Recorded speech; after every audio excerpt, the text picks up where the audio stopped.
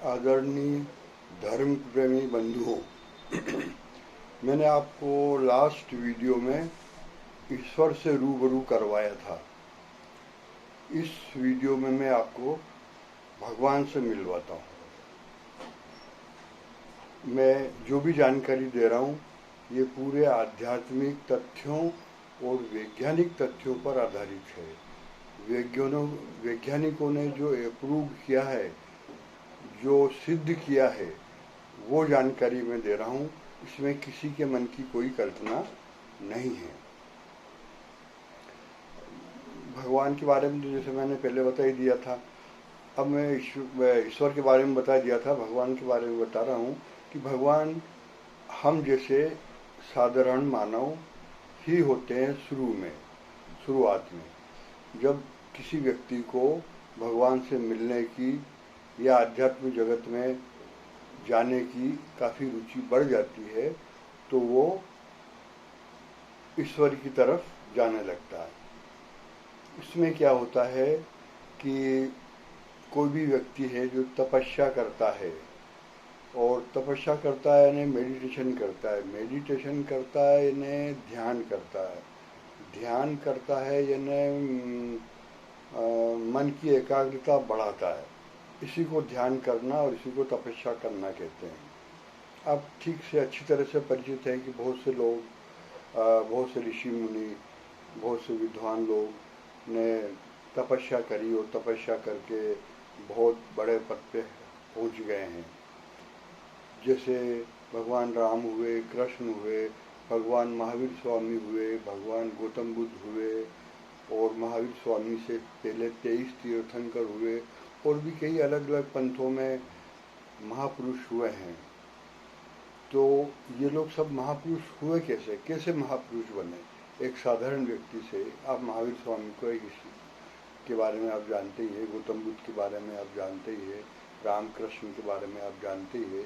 इन्होंने धरती पे जन्म लिया, जन्म लेने के बाद इनकी मृत्यु भी हुई। इन्होंने पूरी लाइफ अपनी तरह ही जी। तो ये महापुरुष बनते कैसे हैं? महापुरुष बनने के लिए क्या होता है साहब कि ध्यान तपस्या करनी पड़ती, मेडिटेशन करना पड़ता, कई सालों तक, कई महीनों तक, सालों तक और काफ़ी समय तक। ये उसके इंटरेस्ट के ऊपर डिपेंड करता है कि वो कितने अच्छे तरीके से और कितने लगातार मन लगाकर तपस्या कर रहा है, यानी मेडिटेशन ध्यान कर रहा है। मेडिटेशन की 5 स्टेज होती है, जैसा वैज्ञानिकों ने बताया है, और हमारे ग्रंथ में, पुराणों में भी इसका उल्लेख किया गया है। उसके आधार पे मैं बताता हूँ कि पहली एक स्टेज तो होती है जिसमें पूरी दुनिया उस स्टेज में रहती है। उसको बोलते हैं बीटा ब्रेन वेव स्टेज, और उसमें 1 मिनट में 48 से 60 विचार हमारे मन में आते हैं। दूसरी स्टेज होती है एल्फा ब्रेन वेव स्टेज, जिसमें 30 विचार मन में आते हैं। तीसरी होती है थीटा ब्रेन वेव स्टेज, जिसमें 15 विचार 1 मिनट में मन में आते हैं। और चौथी होती है डेल्टा ब्रेन वेव स्टेज, जिसमें 9 विचार मन में आते हैं। इस समय व्यक्ति सोया हुआ भी होता है, नींद में भी होता है। जो व्यक्ति सोया होता है उसके मन में 9 विचार ही मन में आते हैं। और जो ये साधना करते करते ना, मेडिटेशन करते करते इस डेल्टा ब्रेन वेव स्टेज में पहुंच गया तो इसी को समाधि की स्टेज बोलते हैं। और समाधि की स्टेज में जो व्यक्ति होता है वो जीवित होता है। उसकी सांस भी चलती है, पल्स भी चलती है, रेस्पिरेशन भी चलता है, हार्ट बीट भी चलती है, दिल भी चलता है और नाड़ी भी चलती है। सब कुछ चलता है, जीवित रहता है। वो केवल बाहरी जगत से कट जाता है, बाहरी जगत के बारे में उसको कुछ आभास नहीं होता है, लेकिन अंदरूनी जगत के बारे में वो पूरा जानता है। भगवान कृष्ण ने महाभारत में कहा है कि योगी कभी सोता नहीं, योगी हमेशा जगता रहता है। तो हमेशा जगता रहता है, सोया हुआ नहीं रहता है। उसके हालांकि बाहर के कनेक्शन, बाहर की दुनिया के कनेक्शन कट जाते हैं, लेकिन अंदरूनी दुनिया से उसके कनेक्शन बने रहते हैं। और जिस व्यक्ति की पल्स, नाड़ी, ब्लड प्रेशर, हार्ट, दिल की धड़कन, सांस बंद हो जाए, वो व्यक्ति की मृत्यु हो जाती है, वो व्यक्ति समाधि में नहीं होता है। जैसा कि सुनने में कई बार आता है। और उसके बाद लास्ट एक और स्टेज होती है, जब समाधि की स्टेज को भी पार करके व्यक्ति आगे बढ़ जाता है तो गामा ब्रेन वेव स्टेज में व्यक्ति आ जाता है। गामा ब्रेन वेव स्टेज में जब व्यक्ति आ जाता है, इसमें कई महीनों, कई साल और कई साल तक के अलावा युग भी लग जाते हैं ये सब पहुंचने में, इस स्टेज की पहुंचने में।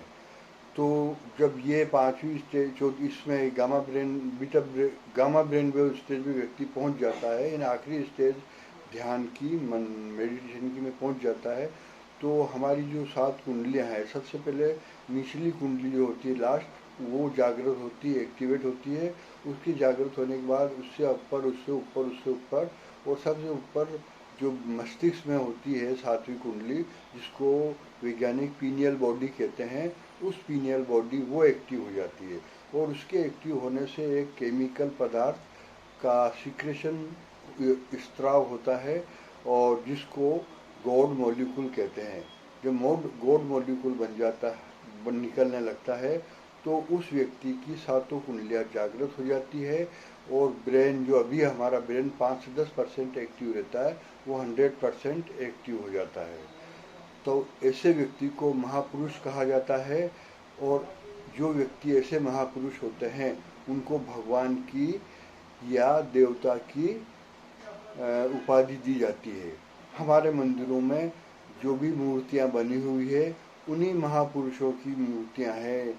राम की, कृष्ण की, भगवान राम, भगवान कृष्ण, भगवान महावीर स्वामी, भगवान गौतम बुद्ध, और कई तीर्थंकर, और उसके अलावा कई अन्य पंथों के महापुरुष जिनको भगवान की पदवी दी गई है, जो भगवान कहलाने लगे हैं, जो भगवान बन गए हैं, उनकी पदवी, उनकी मूर्तियां मंदिरों में लगाई जाती है।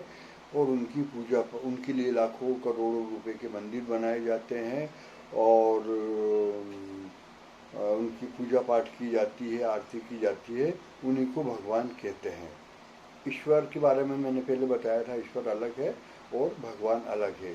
अच्छा, भगवान कृष्ण ने महाभारत में अर्जुन को कहा है कि हम जो भगवान हैं, हमने इंसान को बुद्धि दी है, ज्ञान दिया, अक्ल दी है और विवेक दिया है। जो भी व्यक्ति अपने विवेक से, ज्ञान से कार्य करेगा, अगर वो अच्छा कार्य करता है तो उसको अच्छे रिजल्ट मिलेंगे, और वो गलत कार्य करता है तो उसको गलत कार्य करेंगे, वो उसको गलत रिजल्ट मिलेगा। आप ऐसा मत सोचिए कि हम केवल भगवान की पूजा पाठ या आरती करने से या डोनेशन, बड़े बड़े डोनेशन देने से हम, हमारे कार्य सब सफल हो जाएंगे। ऐसा बिल्कुल नहीं है।